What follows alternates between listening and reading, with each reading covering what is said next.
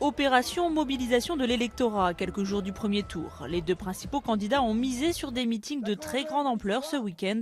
Vincennes pour François Hollande, la place de la Concorde pour Nicolas Sarkozy. Un exercice obligatoire afin de redynamiser une campagne en bout de course. La victoire, c'est dimanche prochain. Avec vous tous. Et la victoire, ce sera le 6 mai pour la France et pour la République. N'ayez pas peur, ils ne gagneront pas si vous décidez que vous voulez gagner. Malgré ces mobilisations d'ampleur, PS et UMP revendiquent chacun plus de 100 000 personnes. Les analystes s'accordent à dire que ce type de meeting a un impact limité.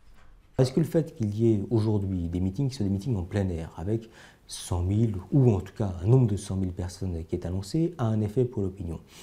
Oui et non. Oui, dans le sens où ça donne à voir d'une dynamique. Non, parce que ça ne modifie pas aujourd'hui, a priori, considérablement les intentions de vote. Des intentions de vote qui placent toujours Nicolas Sarkozy et François Hollande autour de 27 à 28% des voix au premier tour, loin devant Marine Le Pen, créditée d'environ 16%, et de Jean-Luc Mélenchon, autour de 13%. Deux candidats qui veulent encore croire qu'ils peuvent inverser la tendance dans ces derniers jours de campagne. Ça se voit. Nous écrivons une page de l'histoire de la gauche. Nous sommes la renaissance de cette gauche. La France, elle est là, elle dit rien, elle manifeste pas, voyez-vous, mais elle va s'exprimer dimanche. Sûrement, va s'exprimer dimanche. Oui, je suis confiante. Oui. Reste l'abstention. Selon les dernières enquêtes d'opinion, plus d'un quart des Français pourraient ne pas aller voter. Bien plus donc qu'en 2007 où l'abstention avait reculé à 16% suite au traumatisme de 2002. Aujourd'hui, nous sommes dans une situation qui est une situation différente. Elle est doublement différente. D'une part, parce que la campagne n'enthousiasme pas.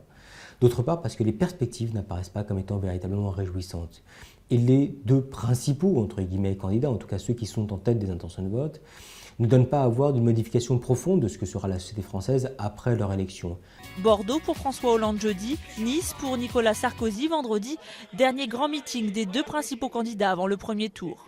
Jean-Luc Mélenchon tentera lui de mobiliser une nouvelle fois les foules porte de Versailles à Paris jeudi soir.